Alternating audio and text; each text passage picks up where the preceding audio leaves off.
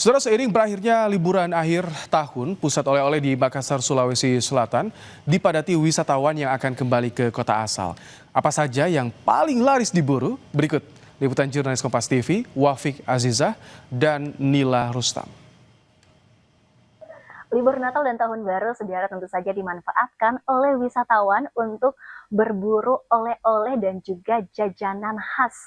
Khususnya di Kota Makassar, Sulawesi Selatan, ada banyak sekali toko yang menawarkan oleh-oleh dan juga jajanan khas dari Kota Makassar.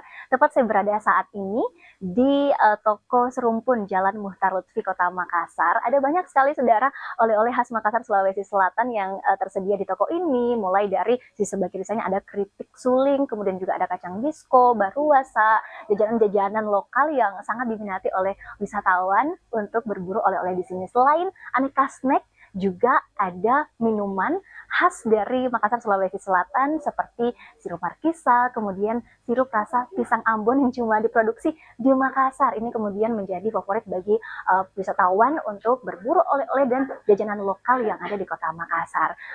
Tentunya selama periode libur Natal dan Tahun Baru ini peningkatan pembeli untuk berburu oleh-oleh sangat-sangat meningkat, saudara. Untuk mengetahui lebih jauh lagi, saat ini saya akan berbincang bersama Anissa, pengelola dari toko Serumpun Kota Makassar.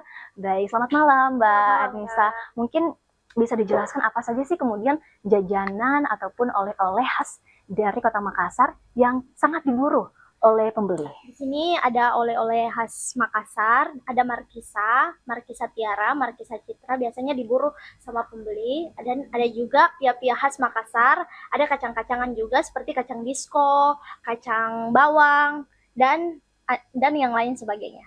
Baik, selama periode libur Natal dan Tahun Baru ini, apakah peningkatan pembeli ataupun omset dari toko ini juga meningkat? Ya. Sebelumnya sih lumayan meningkat, tapi setelah Natal ini semakin meningkat juga, Kak. Baik, terima kasih Mbak Anissa. Selama periode Natal dan Tahun Baru, perputaran ekonomi, baik itu penjualan di UMKM dan juga perekonomian lokal sangat-sangat meningkat. Dari Makassar, Sulawesi Selatan, Wafik Azizah, Nila Rustam, Kompas TV Makassar, Sulawesi Selatan melaporkan.